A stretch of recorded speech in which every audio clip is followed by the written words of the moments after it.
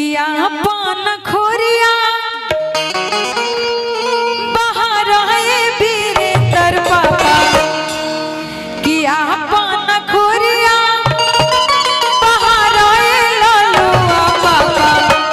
आया अवतारे दूल्हा दामाद रे लाला अवतारे दूल्हा दामाद रे लाला आपन खोरिया बाहर है आपन पापा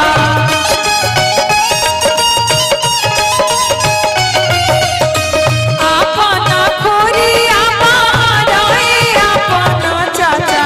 अवतारे दूल्हा दामाद रे लाला अवतारे दूल्हा दामाद रे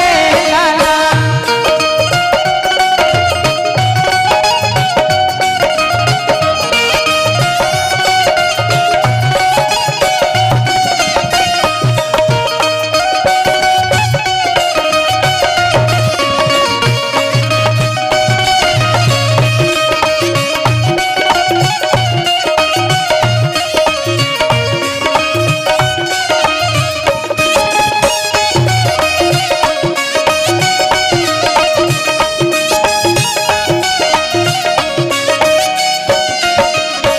खाए के मांगे पूरी कचौड़ी हो खाए के मांगे पूरी कचौड़ी हो पीने के मांगे ठंडा पानी वाला पीने के मांगे ठंडा पानी वाला आपन खोरिया बाहर है आपन चाचा आपन खोरिया बाहर है आपन चाचा आपन खोरिया बाहर है आपन भैया अवतारे दूल्हा दामाद रे लाला अवतारे दूल्हा दामाद रे लाला।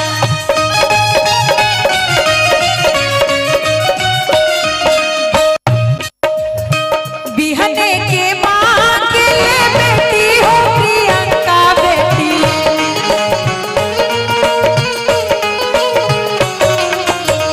बिहने के माँ के बेटी हो प्रियंका बेटी जिन बेटी दादा के सिंगार रे लाला जिन बेटी दादा के सिंगार रे लाला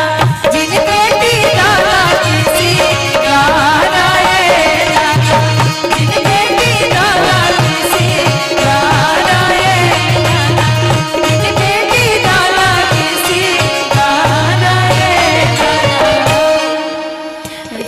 ये तो जब खोरिया भराता आंटी जी आप लोग तो जानते हैं, लेकिन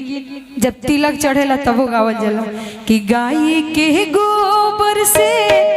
अंगना लिपायो रघु नंदन हरे गजमोती चौका पुरायो सुना हो रघु नंदन हरे गजमोती चौका पुरायो सुना हो रघु नंदन हरे जहाँ चौके बैठे लड़की के पापा का अरुण नाम है ना आंटी जी हाँ कि जही चौके बैठे अरुण पापा के बेटा रघु नंदन हरे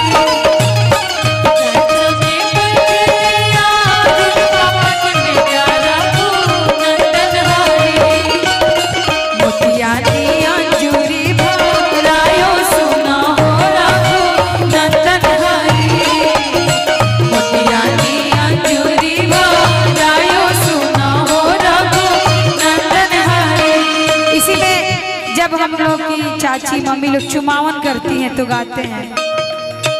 चुम चुम चुमा वही